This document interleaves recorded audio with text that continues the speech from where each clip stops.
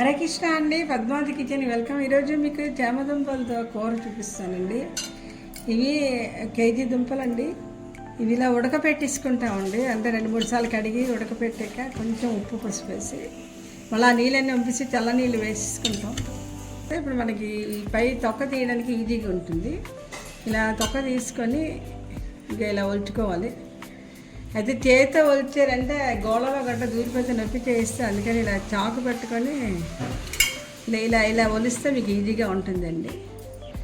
ఇక ఈ చామదుంపలన్నీ ఇలా ఉడకపెట్టేసి చేశాను కదండి, తొక్క తీసాం. ఇప్పుడు ఇంత దుంపలు కాకుండా ఇవి చిన్న చిన్న ముక్కలు మనకి ఏ సైజులో కావాలంటే ఆ సైజులో అన్నీ తరుక్కుంటామండి.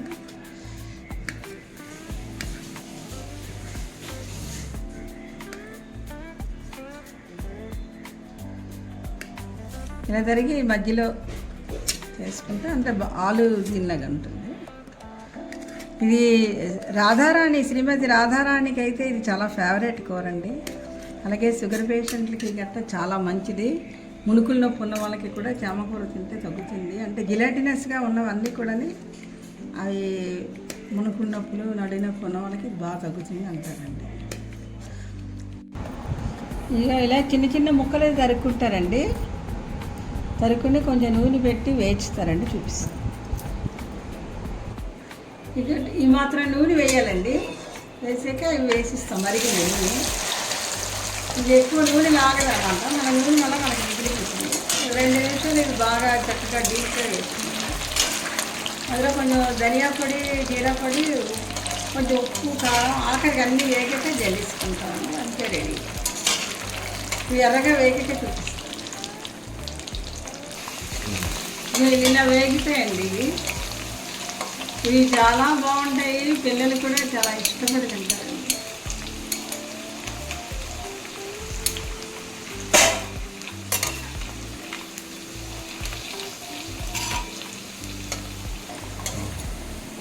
ఇందులోని కొంచెం కరివేపాకు కూడా వేసానండి, బాగుంటుందండి. టేస్ట్ బాగా వేగి క్రంచీగా ఉంటుంది.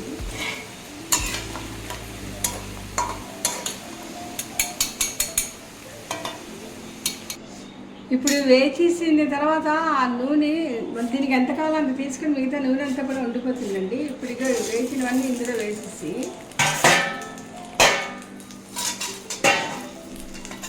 ఇందులో కొంచెం ధనియా పొడి, కొంచెం జీరా పొడి అండి,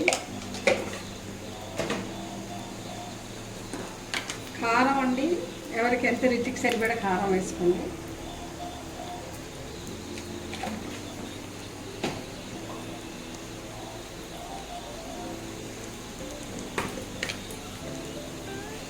కొంచెం ఉప్పు అండి. ఉడికించినప్పుడు వేసాం కదా ఉప్పు, చాలు అందుకని.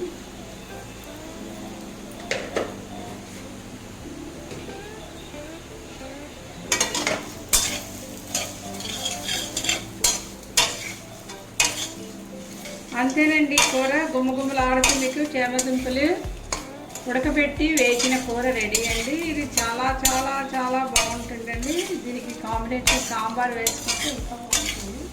ట్రై చేసి కామెంట్ పెడతారనుకుంటున్నానండి. హరే కృష్ణ.